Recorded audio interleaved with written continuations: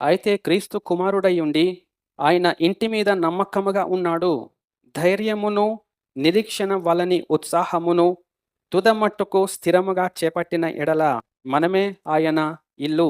ధైర్యము అంటే మనకు పిరికితనం ఉండొద్దు. నరకములో పోయేవారి మొదట లిస్టులో ఉన్న మొదటి వారు ఎవరంటే పిరికివారు అని మొదలుపెట్టాడు దేవుడు. ప్రకటన గ్రంథం 21వ అధ్యాయం 8వ వచనములో.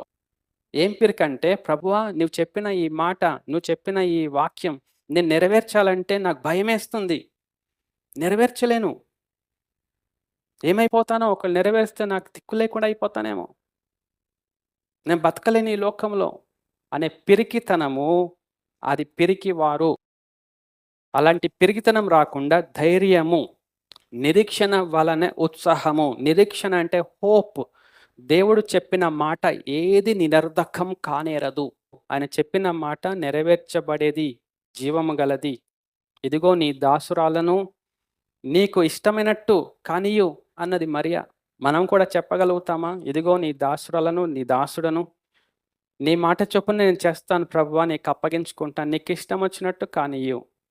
అప్పుడు మనం సజీవమైన రాళ్ళ వలె ఆత్మ సంబంధమైన జీవం గల మందిరంగా కట్టబడతాం. ఆ మందిరము పరలోక రాజ్యంలో ఉంటుంది.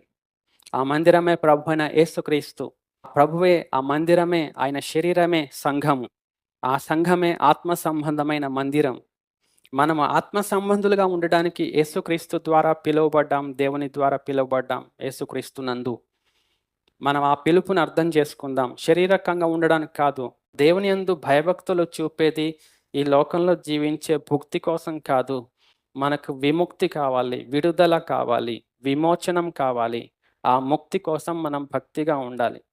మనకి ఈ లోకంలో కావాల్సినవి దేవుడు ఎందుకు ఇయ్యడండి? అన్నం పెట్టడా? స్వస్థత ఇయ్యడా? రోగాలు పోగొట్టడా దేవుడు?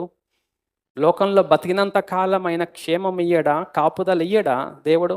చెప్పగలుగుతామా? ఇదిగో నీ దాసురాలను, నీ దాసుడను నీ మాట చొప్పున నేను చేస్తాను ప్రభువా, నీకు అప్పగించుకుంటాను, నీకు ఇష్టం వచ్చినట్టు కానియు.